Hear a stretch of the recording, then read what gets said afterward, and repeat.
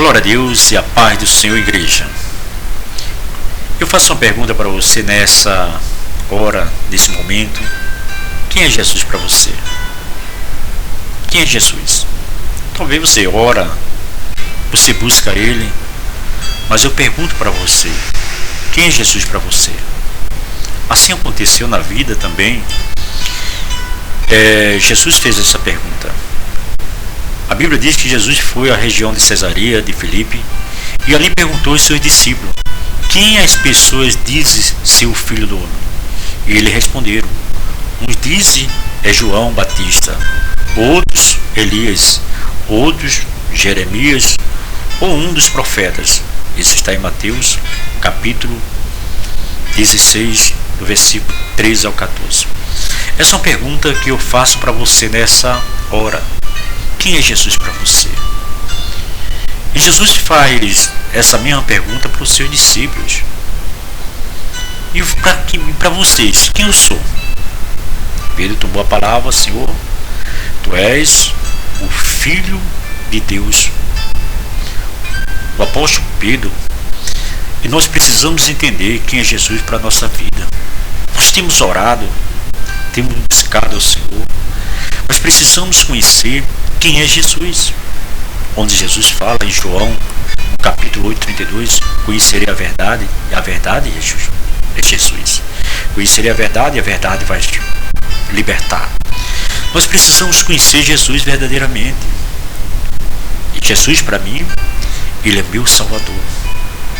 Um dia que eu aceitei Ele como Senhor e suficiente da minha vida, é porque eu estava em situações muito adversas.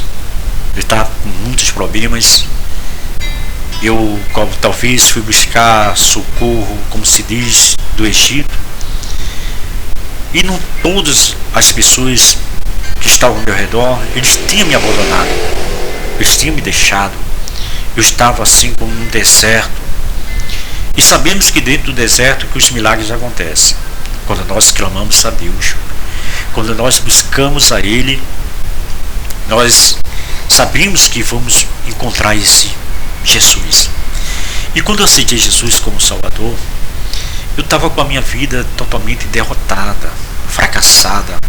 Estava com a vida, como se diz, num lamaçal, onde tinha, como eu falei anteriormente, abandonado por todos. E a gente tem que olhar para Cristo. E no momento que a palavra veio, porque a Bíblia diz que com a alma faminta, tudo amargo é doce. Quando veio uma palavra, eu estava necessitando. E aquela palavra, ela foi tomando conta da minha vida. Ela foi me transformando. E eu acreditei que foi um encontro com Jesus, quando a Bíblia diz também em João capítulo 8, no versículo 32, conhecerei a verdade e a verdade vos libertará. E se o Filho vos libertar, verdadeiramente estarás livre. Quando nós conhecemos a verdade, e a verdade é Jesus, nós seremos libertos. A Bíblia diz aqui, no Evangelho de João, no capítulo 1, do versículo 1, diz: no princípio era o Verbo, e o Verbo estava com Deus, e o Verbo era Deus. Ele estava no princípio com Deus, e todas as coisas foram feitas por Ele. Sem Ele, nada do que foi feito se fez. Nele estava a vida, e a vida era a luz dos homens. Foi assim que aconteceu na minha vida. Eu vivi em trevas. Eu vivia praticamente, como diz, carregados de demônios. Era uma pessoa perversa. Era uma pessoa que meu coração era inclinado à maldade, embora que muitos não via. Por isso que a Bíblia diz em Jeremias que ninguém via, porque ninguém conhece. E assim em Jeremias capítulo 10, e no versículo 9, enganoso é o coração mais do que todas as coisas, perverso, quem pode conhecer? Quem conhecia meu coração? Quem sabia o que se passava na minha vida? Quem sabia os meus propósitos malignos? Porque era obra diabólica. A partir do momento que nós aceitamos Jesus como Salvador, nós somos libertos do império do inferno. Nós somos libertos das maldades e precisamos se aprofundar a conhecer a mais o Senhor Jesus. Onde ele diz que nós devemos crescer na graça e no conhecimento. Nós precisamos acreditar nesse Senhor. A Bíblia diz que aqui, como diz, a luz resplandece nas trevas e as trevas não compreenderam. Muitos são assim. Muitos talvez não compreendem que Jesus já fez o trabalho dele.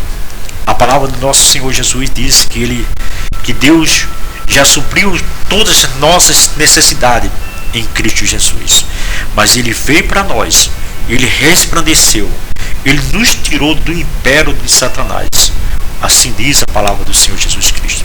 Como eu vivia preso, eu vivia nos grilhões, assim como aquele homem, aquele gadareno, que ele vivia possessos, cheio de legiões de demônios, onde Jesus foi em Gadara, e Jesus se aproximando daquele lugar, os demônios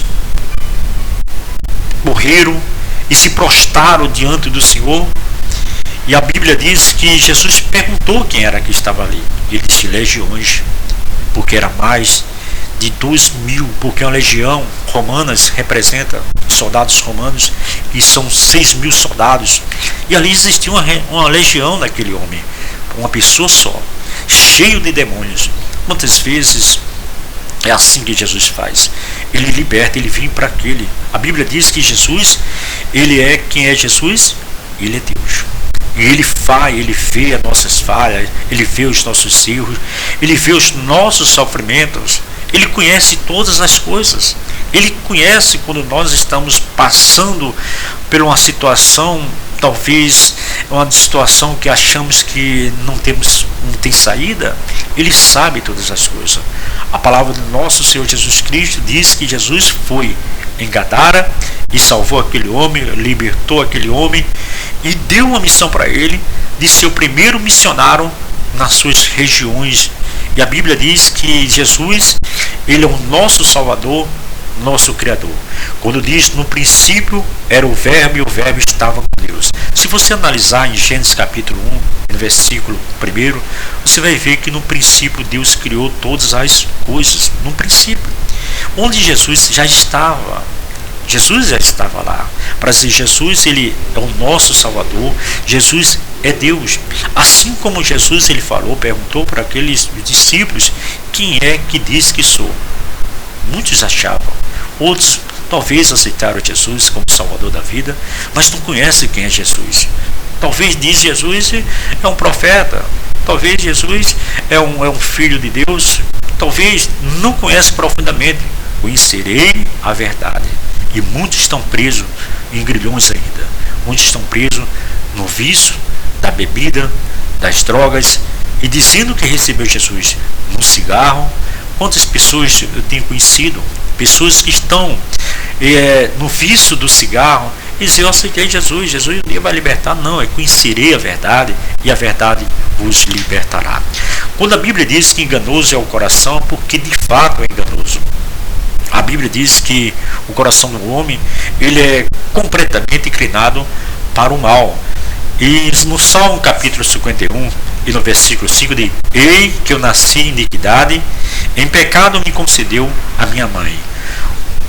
Salomão, ele escreveu 3 livros. Salomão era um filho de Davi, o rei Davi. E Salomão escreveu os livros, que foi Eclesiastes, escreveu Cantares, Provérbios.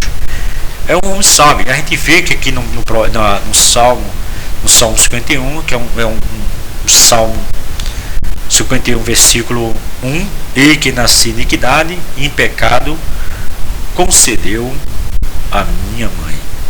Perdão, porque quem falou isso foi Davi. Nós sabemos que nosso coração, ele é enganoso. E a Bíblia diz que não tem nenhum justo sequer aqui na terra. Nós sabemos que não somos justos. Nós não podemos se justificar por nós mesmos. Nós não podemos nos salvar, nos redimir do pecado. Não. Para nos ser redimido, nós precisamos que Cristo viesse, que ele viesse, padecesse que ele sofresse, que ele fosse para a cruz, que ele morresse na cruz, e que ele fosse sepultado, e que ele ressuscitasse. Para que isso? Para nos trazer a vida. A vida. E nisso nós temos vida em Cristo Jesus. E Romanos capítulo 3, 10, 12 diz: como está escrito, não há justo sequer um, não há um que entenda, não há quem busque a Deus. Todos se extraviaram, juntamente se fizeram inúteis. Não há quem faça o bem, não há um só. Assim diz a palavra de Deus. No momento que nós não temos conhecimento de Deus, nosso coração é inclinado a fazer mal. Mas eu pergunto, você conhece Jesus? Você verdadeiro conhece o Senhor Jesus? Talvez você fale mal da sua família, talvez do seu parente, talvez de alguém, de um vizinho, talvez você projeta até maldade, mas você está dentro da igreja. Talvez você quer ver a queda do seu irmão. Talvez você faz uma oração contrária para ver seu irmão derrotado, fracassado. Meus amados, nós somos irmãos. Se nós não tivermos o amor de Deus dentro da nossa vida, nós vamos ficar de fora. E a Bíblia declara verdadeiramente que sou nascido de Deus é através de uma fé. Nós somos nascidos através do nosso Senhor Jesus Cristo para fazer a diferença. Se Jesus falou que ele sendo a luz e ele resplandeceu nas trevas, e a palavra de Deus diz que nós somos a luz do mundo. Somos a luz do mundo. Para que a luz do mundo? Para resplandecer para o seu próximo, para alguém que está precisando. Talvez alguém que esteja tão preso nos grilhões de Satanás, alguém que esteja preso no vício, na cocaína, talvez esteja preso na prostituição. E você sendo luz, você precisa levar a mensagem da salvação, e Deus será com você, porque assim diz a palavra de Deus, que Jesus veio para libertar, Jesus veio para salvar o mundo. A palavra de Deus diz em João capítulo 3 e 16 que Deus amou o mundo de tal maneira, olha a maneira que Deus amou, que deu o único filho dele para morrer por todos nós. Olha a situação é essa, para morrer por mim e por você. E nós acreditamos que a morte de Cristo foi para nos trazer vida. Jesus pagou um preço, e esse preço nós precisamos dar valor a ele. Talvez você, eu te pergunto nessa hora, você tem amado Jesus da maneira como ele é? Talvez você esteja dizendo: Jesus, eu não tenho visto Jesus operar na minha vida. Você precisa acreditar que nos dias da prova chega, os dias maus chegam na vida de todo mundo. Chega na vida dos bons e dos maus. Chega na vida de todos os crentes. A Bíblia diz que o Senhor, ele não prova além das nossas forças. A palavra de Deus disse que a prova, quando vem a prova, não é tentação, porque Deus não tenta, porque Deus nunca foi tentado e não tenta ninguém. Mas no dia da provação, quando diz em Daniel capítulo 12, e no versículo 7 em diante, fala que Deus purifica, Deus embranquece e Deus prova. O dia da prova chega na vida de todos, mas nós precisamos acreditar, porque é através da nossa fé que nós vamos ser salvos. É através da fé em Cristo Jesus que seremos salvos de qualquer situação. Quando a palavra de Deus nos declara também, no Salmo 34 e no versículo 18, que diz que o justo, muitas vezes, ele tem aflição, muitas aflições para o justo, mas Deus livra de todos. Deus tem livrado, Deus já tem me livrado de muitas aflições. Deus tem livrado você. Eu creio também na providência de Deus, no livramento que Ele tem na sua vida.